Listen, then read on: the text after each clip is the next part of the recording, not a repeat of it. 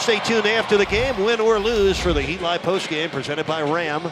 Will Manso and John Crotty will have all the highlights, stats, and analysis from the AT&T Fox Sports studio. You'll also hear postgame player sound out of the Heat locker room, as well as Coach Spoelstra's postgame press conference. I'm Eric Reed. Thanks for enjoying the game. Stay tuned next for Heat Live presented by Ram.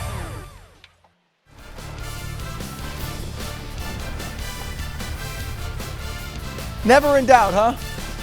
I'm still sweating. We are still sweating. Heat fans are still sweating. But you know what? It's worth that sweat with this great defense in the final moments by Hassan Whiteside on Clippers star Blake Griffin. In his face, rebound, game over. The Heat hang on to beat the Clippers. A very important win early in the season for them. 104-101 the final. Miami game 2 of a 6-game road trip. That would have been a colossal loss for them. Blow that 25-point lead. Instead, they win it, though they falter in the fourth. Here's what's coming up on tap, your show menu.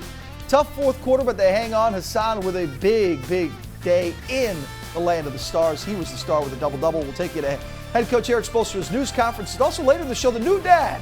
Very proud new papa to a beautiful young baby girl. Dion Crotty. John, I don't even know. I got one word for you right now. Tell me what that.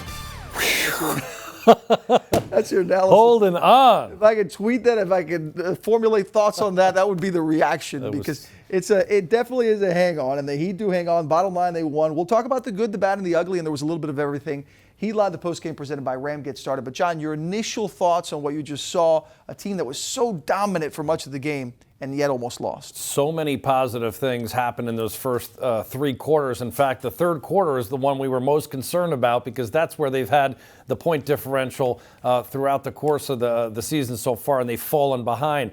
Instead, they had an outstanding third quarter, but then the wheels came off in the fourth quarter, and to be outscored that dramatically in that quarter, 35-15 was amazing to still be able to hang on. I think they showed great grit there to be able to make the plays they needed to down the stretch, because the momentum had swung so dramatically. And Tyler Johnson told Jackson the winner's circle, there's no panic. Good stuff.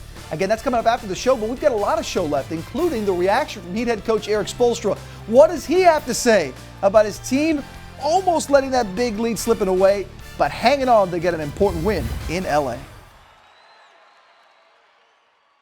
104-101 the final. More of John's analysis on what happened in this game in just a moment. Heat Live, the postgame presented by Ram, continuing. Will Manso, John Crotty inside our AT&T studios here in Fort Lauderdale. Had the opportunity, though, to take you back to Manso, John Crotty. Final segment of Heat Live, the postgame brought to you by Ram.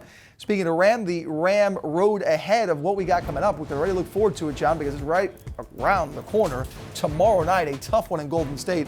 Now, we see Phoenix and Utah there. Those look like a little bit more manageable games, but you really can't look ahead when you got the Warriors next. Well, you can't. Defending champs, so much talent on that team between Durant and Curry and, shooter galore tomorrow night. It's going to be an entertaining.